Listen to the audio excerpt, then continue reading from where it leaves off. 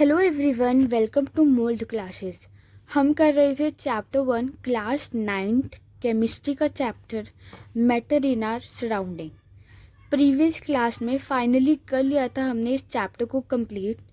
आज की क्लास में हम इस चैप्टर के कुछ इन-टेक्स्ट क्वेश्चन को डिस्कस करने वाले हैं। तो let's move to our very first question. Which of the following are matter? Children, हमें कुछ सब्सटेंसेस गिवन है और हमें बताना है कि इनमें से कौन सी चीज़ मैटर है और कौन सी मैटर नहीं है। तो फर्स्ट ऑफ ऑल हम मैटर बोलते किसको है? चिल्ड्रन, मैटर कुछ भी हो सकता है, बट कंडीशन ये है कि वो किसी स्पेस को ऑक्यूपाई करना चाहिए या फिर उसका कुछ मास होना चाहिए। अब मास क्या होता है? एक ऑब्जेक्ट में कितना अमाउंट ऑफ मैटर प्रेजेंट है उसी को हम उसी ऑब्जेक्ट का मास बोलते हैं। फॉर एग्जाम्पल, अगर हम एक प्लास्टिक चेयर लेते हैं, अब वो प्लास्टिक चेयर किससे बनी है? ऑब्वियसली प्लास्टिक से।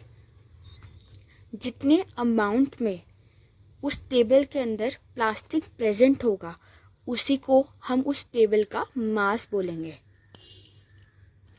चिल्ड्रन, जो मास होता है वो लोकेशन पे डिपेंड नहीं करता। फॉर एग्जांपल, अगर हम उस टेबल को मून पे भी ले जाए या फिर अदर प्लैनेट पे भी ले जाए तो उस टेबल का मास उतना का उतना ही रहेगा जितना कि वो अर्थ पे था।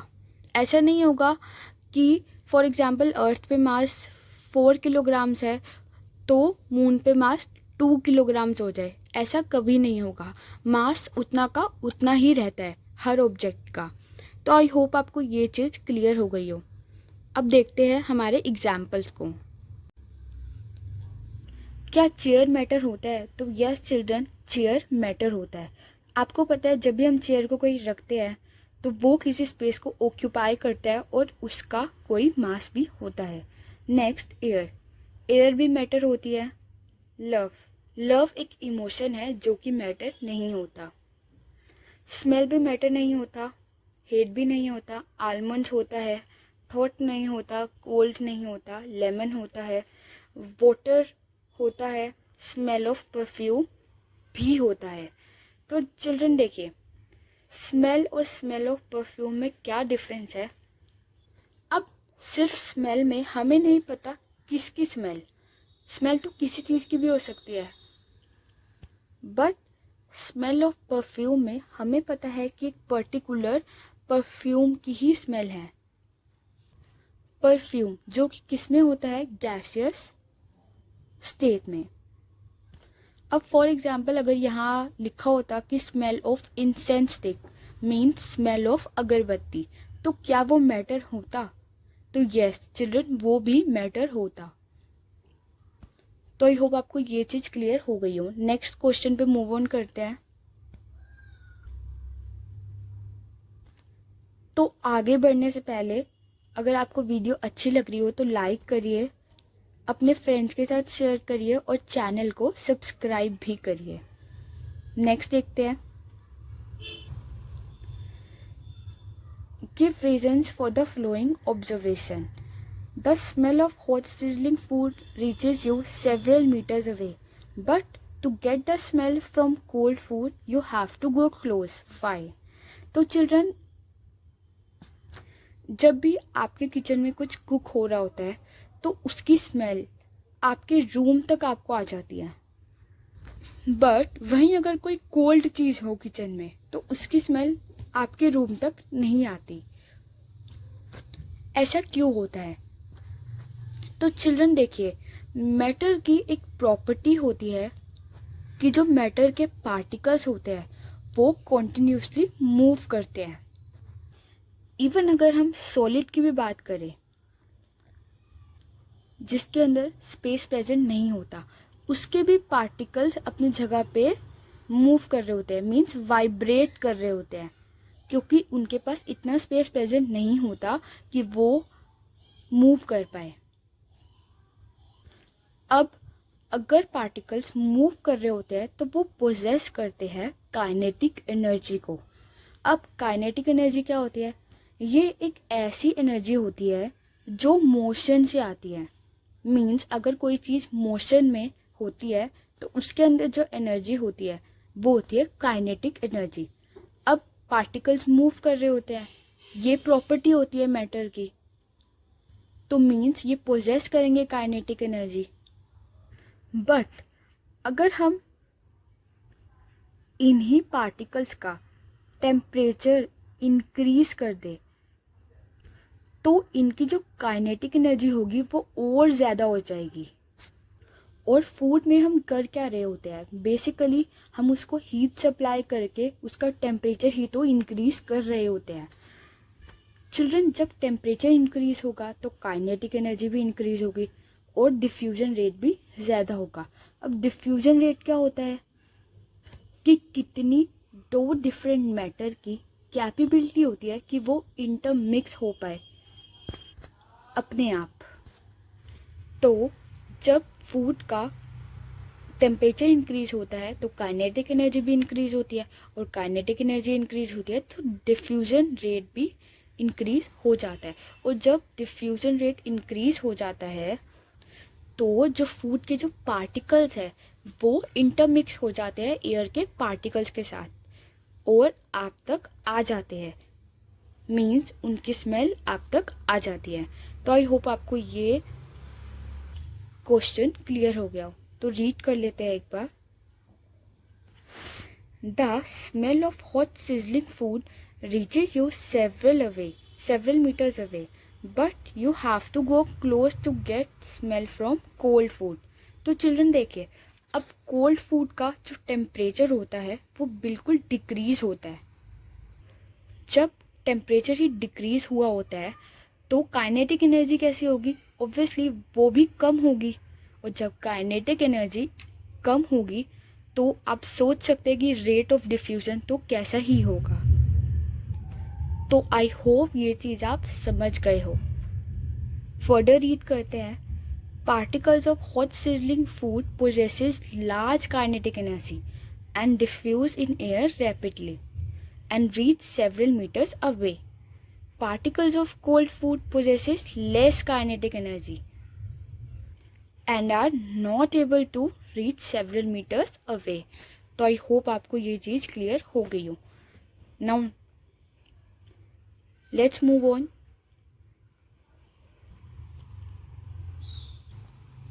Question third, a diver is able to cut through water in a swimming pool. Which property of matter does this observation show? अब जो डाइवर होता है वो इजिली कट कर लेता है वाटर को।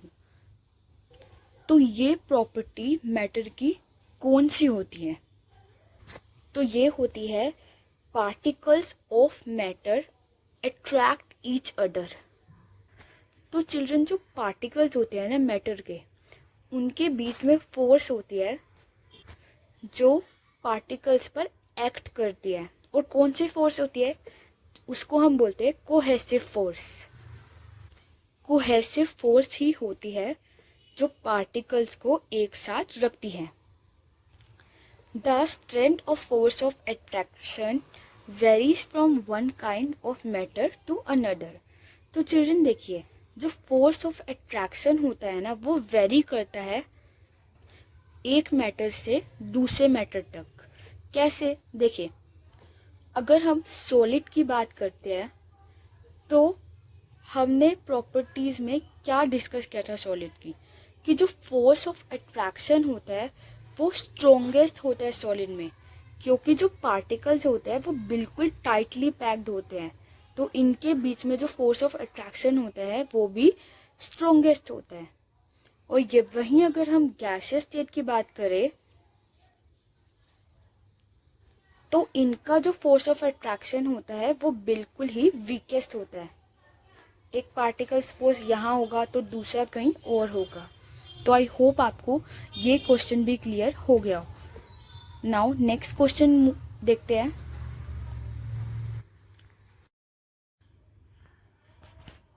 What are the characteristics of particles of matter?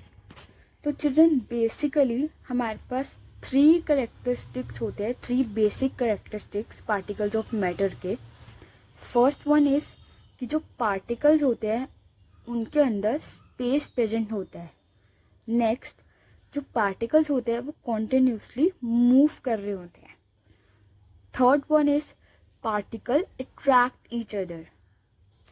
इसको तो अभी अभी हमने डिस्कस भी किया है। तो इन तीनों को एग्जाम्पल की हेल्प से समझते हैं।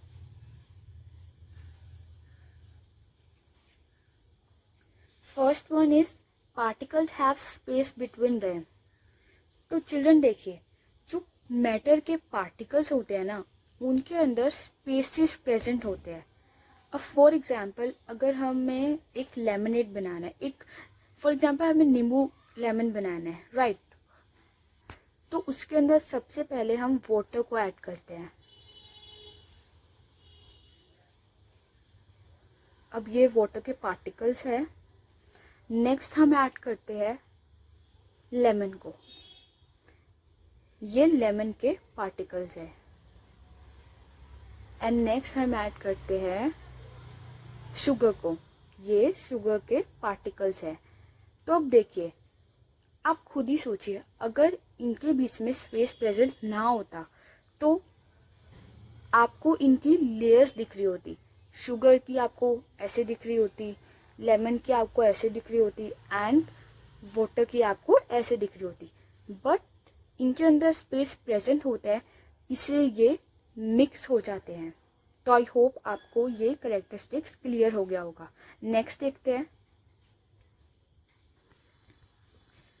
Particles are continuously moving. Children, जो मैटर के जो पार्टिकल्स होते हैं वो कॉन्टिन्यूसली मूव कर रहे होते हैं। अब फॉर एग्जाम्पल अगर आप एक ड्रॉप इंक की वाटर में डालते हो और उसको स्टिर भी नहीं करते, तो कुछ देर बाद आप ऑब्जर्व करेंगे कि जो इंक है वो अपने आप ही मिक्स हो गई होगी वाटर के साथ। क्यों मिक्स हो गई होगी? क्योंकि जो पार्टिकल्स होते हैं मैटर के वो मूव कर रहे होते हैं। अब अगर हम इंसेंस स्टिक की बात करते हैं, अगरबत्ती की, तो अगर आप उसको बर्न करते हो तो आप देखते हो जो स्मोक है वो पूरे रूम में अच्छे से फैल गया। क्यों? क्योंकि जो उसके पार्टिकल्स होते हैं वो कॉन्टिन्यूसली मूव कर रहे होते हैं। Particles attract each other. तो चिल्ड्रन, ये अभी हमने क्वेश्चन 3 में भी डिस्कस किया था कि जो पार्टिकल्स होते हैं मैटर के वो अट्रैक्ट करते हैं एक दूसरे से। क्यों? क्योंकि उनके बीच में कोहेसिव फोर्स होता है जो कि पार्टिकल्स को एक साथ रखता है। अब जो फोर्स की स्ट्रेंथ होती है वो वेरी करती है मैटर टू मैटर पर। फॉर एग्जाम्पल अगर हम एक आयरन बॉल को हैमर से ब्रेक करेंगे तो वो इजीली ब्रेक नहीं होगी, उसको टाइम लगेगा। बट वहीं अगर हम चौक को हैमर से ब्रेक करेंगे तो जो इसके फोर्स ऑफ अट्रैक्शन है वो वीक होते हैं चौक के। वहीं अगर आयरन की बात करें तो इसके स्ट्रोंग होंगे, तभी तो वो इजीली ब्रेक नहीं होगी। वहीं अगर चौक की बात करें तो इसके वीक होंगे, तभी चौक इजीली ब्रेक हो जाएगा। So that's it for today. Video अच्छी लगी हो तो लाइक करिए, शेयर करिए और चैनल को सब्सक्राइब करिए। Thanks for watching.